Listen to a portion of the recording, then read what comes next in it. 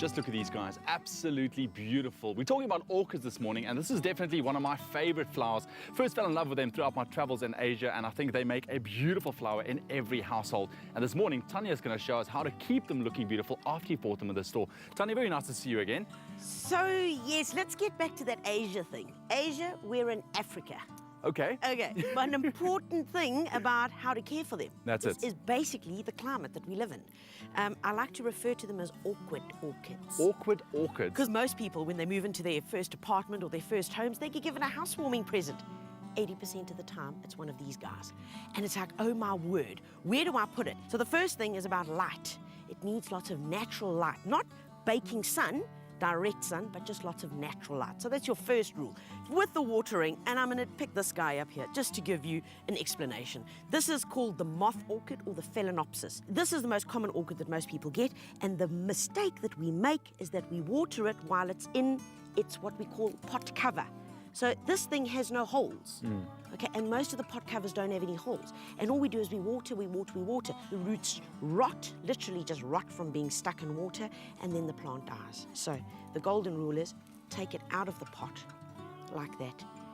Put it into your sink or somewhere outside, which is in the shade, and give it a good watering once a week. Once a week watering should be fine. You'll be A for away. But then, of course, you've also brought us some different plants here, or different types of orchids. This is over here is called a cymbidium. Now, probably one of the easiest orchids to grow. You can see it's called a cymbidium, and the way you can identify it, because it's got these long strap-like leaves, they flower late winter, early spring, and they come out normally with 2 of these beautiful trusses. They are such a good specimen. As long as you out of a frost-free zone, these guys can grow happily as a plant in the garden. This over here is called a dendrobium.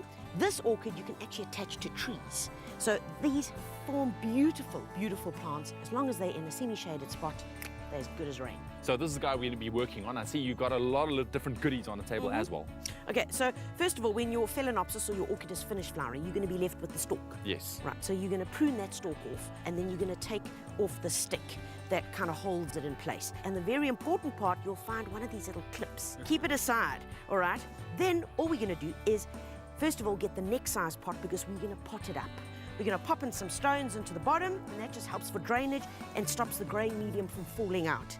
And then also you get these guys, which is literally orchid potting mix done and dusted, ready for you. Is that polystyrene in there? It is, because most of these are epiphytes, and an epiphyte can grow actually on trees and kind of in the forks of trees, and it grows from all old leaves that have fallen. That's where you see them growing naturally in the jungles. So that's what we're trying to emulate.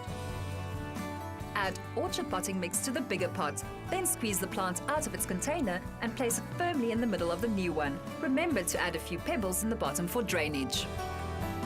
All you need to do, remember, is water it once a week. Importantly, you should give it some kind of organic plant food. And in here, we've diluted 20 mils into a litre. And all we're going to do before we move it out is give it a really good watering. And, you know, you can water the leaves as well. Just give it a bit of a clean up. And then when it starts flowering again, you can get some of this awesome moss. Check that out. And then you can pop it around the plant like that when you put it into your container to take inside, just to make it look like really spiffy. It's so simple. Don't overcomplicate it. Don't try and think that it's something that we've never dealt with. They should never be awkward orchids.